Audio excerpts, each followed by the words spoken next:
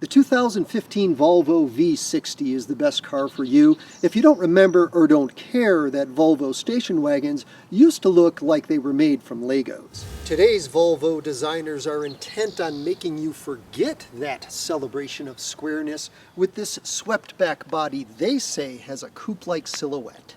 Essentially, they took their best-selling model, the S60 sedan, and stretched the roofline to give it more cargo room.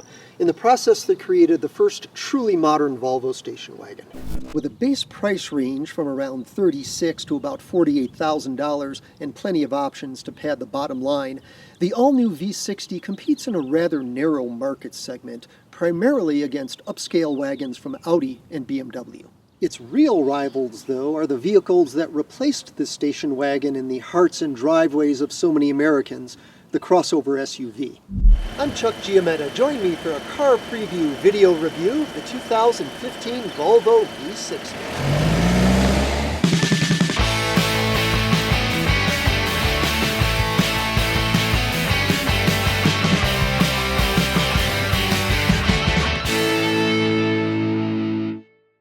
The V60 replaces the smaller, inferior V50 wagon, which was based on a Mazda and Ford platform back when Ford controlled Volvo. The Swedish brand now has Chinese owners, and they seem committed to investing in the latest design and technology. The V60 slots into the Volvo lineup below the larger XC70 wagon and next to Volvo's second best-selling model, the XC60 Premium Compact Crossover. Interestingly, all three are similarly priced. Outside Volvo, alternatives include the BMW 3 Series Sports Wagon and the Audi Allroad, both of which have more cargo room than the V60 and cost more. The V60 comes three ways. This is the base model, the T5. It starts at just over $36,000, including destination. It has front-wheel drive and helps Volvo introduce a new generation of engines. Volvo calls them Drive E with a capital E. Think efficiency. It marks Volvo's move away from 5- and 6-cylinder engines toward the new normal in this class, turbocharged 2-liter 4-cylinders. This one runs with the best for smoothness and output. It has 240 horsepower, 258 pound-feet of torque, and all the latest fuel-saving tricks, including automatic shutoff when the car is stopped or coasting to a stop. And it links to Volvo's newest transmission, an 8-speed automatic. The combination delivers 29 miles per gallon city highway combined. That's among best in class. Next up the V60 line is the T5 all-wheel drive model. It's priced from just under $38,000 and uses Volvo's 2.5-liter 5-cylinder engine, here turbocharged and making 250 horsepower and 266 pound-feet of torque. It drives all four wheels through a 6-speed automatic transmission and rates 23 mpg combined. Topping the line is the T6 R design. It also has all-wheel drive, but uses a turbocharged 3-liter inline 6-cylinder engine of 325 horses and 345 pound-feet of torque. With performance tuning for its suspension and 6-speed automatic transmission and special trim inside and out, the V60 R Design joins R Design versions of the S60 and XC60 as the newest member of Volvo's sporty portfolio. It's priced from just over $45,000 and rates 22 mpg combined. Premier, Premier Plus, and Platinum trim levels within the three V60 model grades add amenities like heated front and rear seats and wood interior trim. A navigation system is exclusive to the top-line Platinum trim. With Platinum trim, the V60 runs from around $41,400 on a base T5 to around $48,200 on an R Design. And this wouldn't be Volvo without a comprehensive suite of safety features. The company's city safety system is standard on every V60. It can automatically bring the car to a stop from low speeds to avoid rear-ending the vehicle ahead. The $1,500 technology package adds pedestrian and bicycle detection to the system. It also equips the car with radar cruise control and will automatically steer it back if you wander from your lane. Blind spot and rear cross-traffic detection is part of a separate $900 option. Oddly, only the most expensive trim levels get the added safety of a rear-view camera. This T5 Drive E model has the $1,500 Sport Package option. It's a pretty good deal. It gives regular V60s an R-design feel with a stiffer lower suspension and low-profile tires on handsome 19-inch alloy wheels. It also fits steering wheel paddles for manual-type gear control. And to give the Sport Package some gearhead cred, Volvo bolts on this strut brace. Usually found on performance cars, it ties together these suspension strut towers to stiffen up the body structure for sharper handling. And this comes across as a pretty solid car. The doors close with a nice sound, and interior materials are high grade. All but the least expensive trim levels come with leather upholstery. Every V60 has power front seats.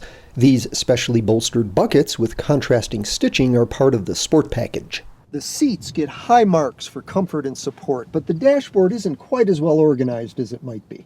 These audio knobs control multiple functions. It takes time to burrow through their various menus. And while Bluetooth phone linking is standard, only models with the navigation system let you make a call using voice commands. Otherwise, you've got to manually locate your contact or enter the actual number. And while we like electric parking brakes, Volvo should move this button to a more convenient spot on the center console. The instruments are easy to see, and all but the base trim levels get Volvo's new thin-film transistor gauge cluster.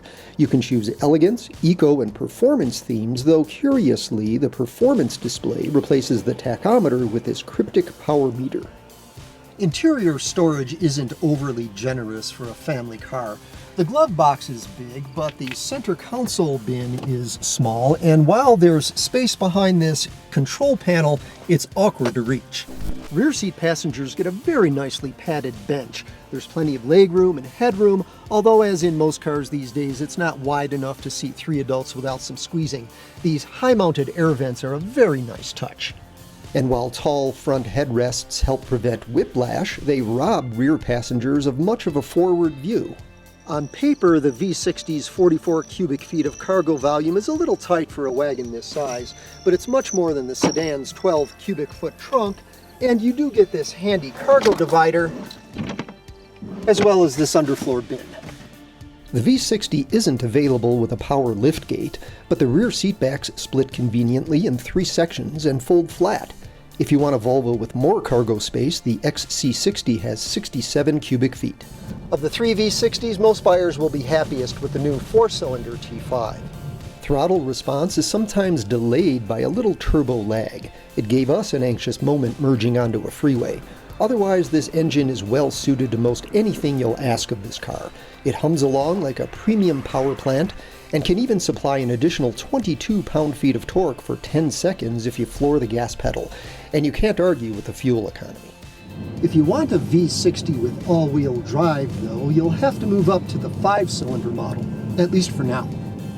The S60 and XC60 feature an innovative version of the Drive E 4-cylinder that has a supercharger and a turbocharger.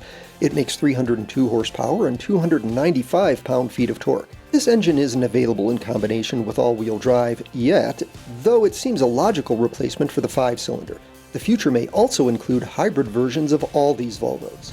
Meanwhile, the 5-cylinder delivers fine power, but it's a heavier, less advanced engine than the new Drive E, with middling fuel economy. We haven't yet tested a V60 R design, but seat time in an S60 R design shows it to be an earnest attempt at a high-performance sedan. It would not, however, tempt us away from the German alternatives. In fact, what separates these Volvos from their top Audi, BMW, and Mercedes rivals is that final degree of composure over imperfect pavement. There's just a little too much body movement, especially through fast, bumpy turns. Otherwise, Volvo's done a good job with the V60's dynamics.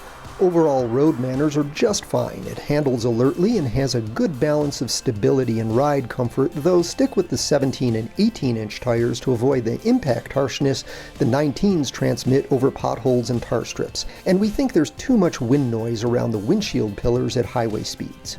Some buyers will recognize the V60 as a thoughtful alternative to a crossover SUV, but it's got more chance of success viewed as an individualist's variation on an S60 sedan.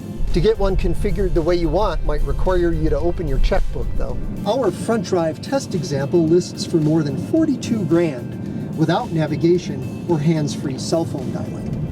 For more on the Volvo V60 and other cars, trucks, and SUVs, go to CarPreview.com or subscribe to our Car Preview YouTube channel.